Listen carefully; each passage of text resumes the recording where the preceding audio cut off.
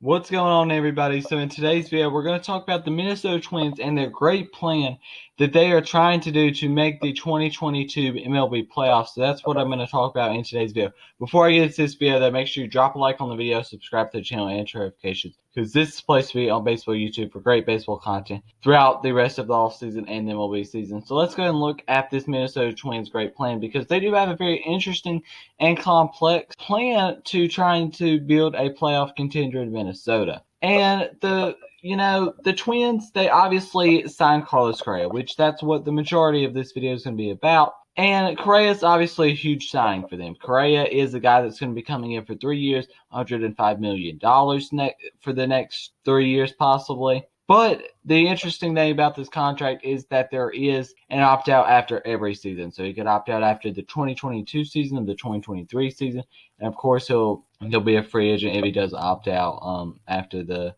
other one. But in 2021, he posted 26 home runs, 92 RBIs, a 279 batting average, a 366 on base percentage, a 485 slugging. And the move of bringing in Carlos Correa is a move that a lot of people think could make them a possible playoff contender in 2022. And this is a team that does have a great lineup with guys like Byron Buxton, Luis Arias, Carlos Correa, Jorge Polanco, Miguel Sano, Max Kepler, Gary Sanchez, Alex Kirilloff, Gio Urshela all in their lineup. And this is a team that could be a starting pitcher or two away from being a really good team in the American League, especially in the kind of weaker American League Central, even though it is getting better. In the American League Central, this is a team that's one or two starters away from possibly being a really good team. If you could get a Sean Manaea and Frankie Montas, or even just one of those players, this is a team that looks to be a really, really good team because, of course, you brought in Sonny Gray, who you expect to be a guy that's going to be pretty solid for your team. He was in Cincinnati, definitely. But Dylan Bundy simply is not a number two. That's pretty obvious. He's not going to be a number two. You could use another bullpen arm as well. And for the Twins overall, you can think of this Correa signing as, of course, something interesting. But for it, think of the Correa signing as a way to buy prospects or major league ready talent down the road. Basically, what they're doing is they're looking to, if things go south in 2022, they're going to be looking to trade Carlos Correa at the deadline to get, obviously, some really good players back in return from that team. And if it does not go as expected for the team in 2022, expect them to trade the all-star in Carlos Correa midseason, if healthy, to a contender in need of a shortstop. The Astros possibly could get Correa back in less than half of a season.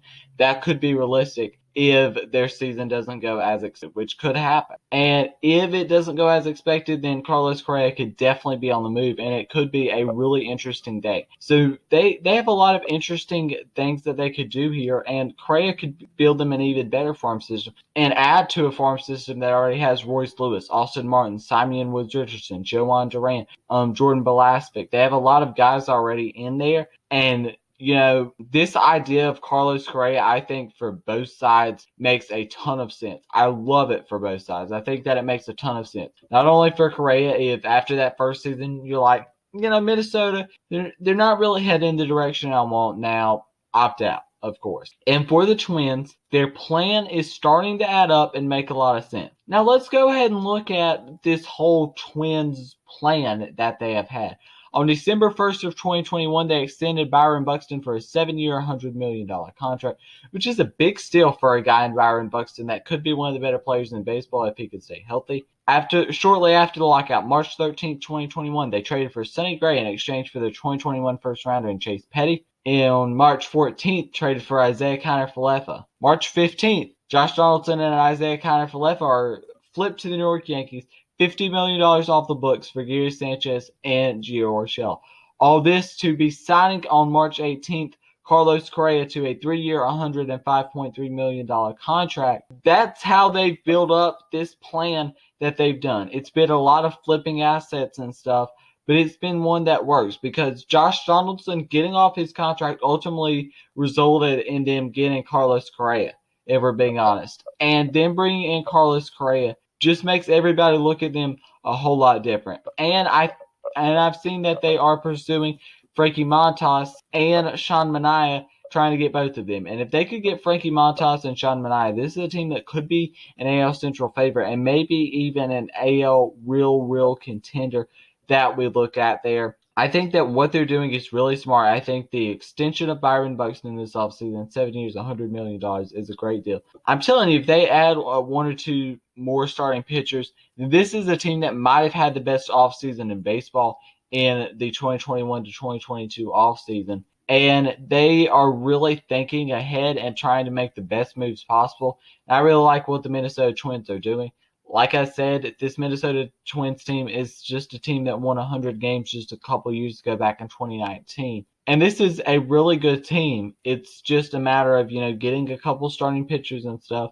But like I said, you won 100 games a couple years ago. You didn't have the greatest 2021 season, 73 and 89. It was a disappointing season. But that's a lot because of starting pitching and stuff. And overall, they just, as a team, were not good. Buxton was out for most of the year. You ended up trading a lot of assets at the deadline.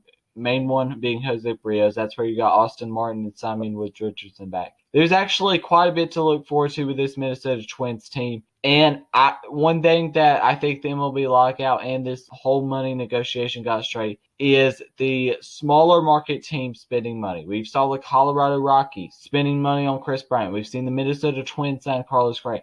Who could have expected that? And one other thing that we saw is every big name free agent has ended up with a non-playoff team last year. Max Scherzer, New York Mets. Two of the top free agent shortstops in Marcus Semien and Corey Seager have ended up with non-playoff teams. And I think that next year is going to be really interesting, and MLB is in very good state of hands. And the Minnesota Twins, if you're a Twins fan, you should be really happy about what's going on. You've got Carlos Correa. You've got Byron Buxton locked up for the next 7 years. You've got Sonny Gray now. I mean, this is a team that's looking up, and there's stuff to be excited about in Minnesota now. So make sure you like the video, subscribe to the channel, and turn notifications because this is the place to be on Baseball YouTube. I really like what the Twins are doing as far as their plan to make the playoffs in 2022. I think their plan is very smart, and I think what they're doing is going to lead them to a pretty big playoff run as long as, of course, things don't go south and things go pretty decent for the Minnesota Twins. But that's going to be the end of today's video. If you enjoyed it, make sure you leave a like, subscribe, and turn notifications because this is the place to be on Baseball YouTube for great baseball content throughout the offseason and the MLB season. We have a lot of great videos coming up on this channel. We've got the 2022 MLB season predictions video that will be out on April 1st, 2022. Of course, 2022 MLB mock draft with a new lottery will be out maybe April 4th-ish. We also are going to do some power rankings, videos like that, and obviously recapping the off season and stuff. And we're going to do a lot of videos like that. So there's a lot to be excited for. So make sure you drop a like, subscribe, and turn notifications. Thank you for watching, and peace.